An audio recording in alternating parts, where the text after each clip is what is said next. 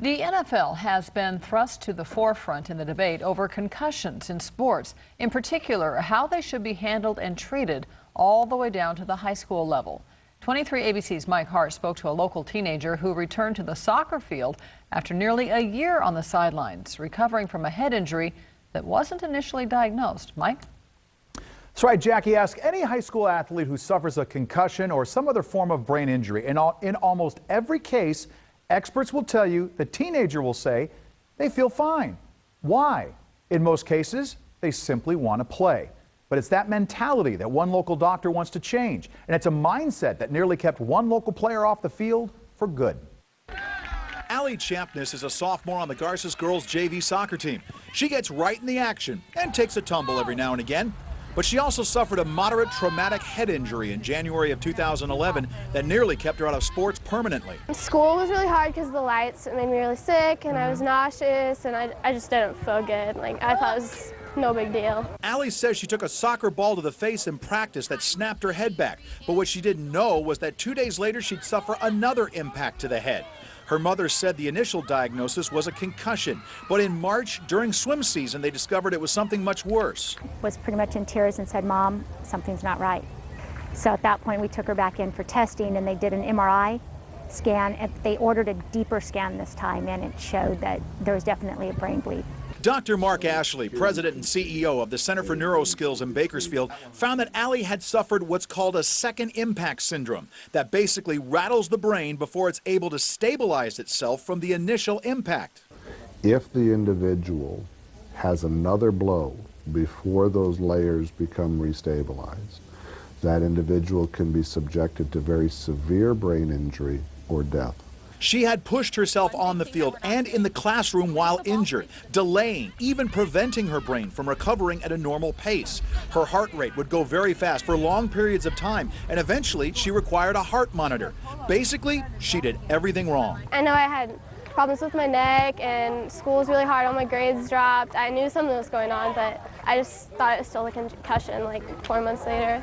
Thought it was just a bad one. Allie's a very good student. So she was participating in highly demanding classes, and she was attempting to continue her athletic participation, all the wrong things. Allie began rehabilitation for several hours a day, a painful process both physically and mentally for this well-conditioned athlete. And late last year, no longer needing the heart monitor, Allie pushed for a return to the field. Her family and Dr. Ashley agreed with conditions. She had to play midfield. No heading the ball, basically playing a less than aggressive style than she was used to. She will have to watch, however, what happens to her brain now for the rest of her life. And wearing headgear, an increasingly popular helmet of sorts called the full 90. How tough was it that first game when she was back I out? still don't like watching it. Really? No. It's saved me a few times from elbows to the temple. If I accidentally touch the ball with my head, it's there. It's been a big help. It will be a delicate balance for the rest of her athletic career, but one that she's willing to tackle head on.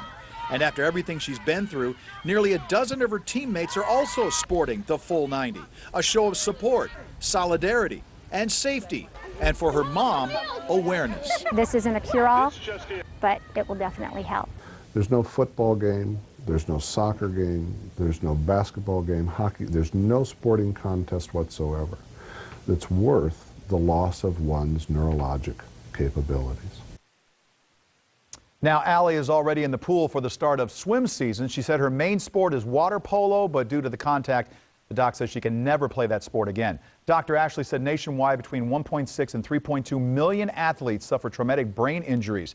Now, to hear the entire interview with Dr. Ashley, which runs about 14 minutes, you can go to our website at turnto23.com. Some very interesting insight from a man who deals with this type of injury. Mike, this is a huge sports town, as you know. A lot of kids, thousands of kids are playing. How many local athletes are suffering from this kind of thing? Well, as far as Dr. Ashley goes, he says that he treats 12 to 16 kids each year for that second impact syndrome, where the first one's not diagnosed, they suffer another one.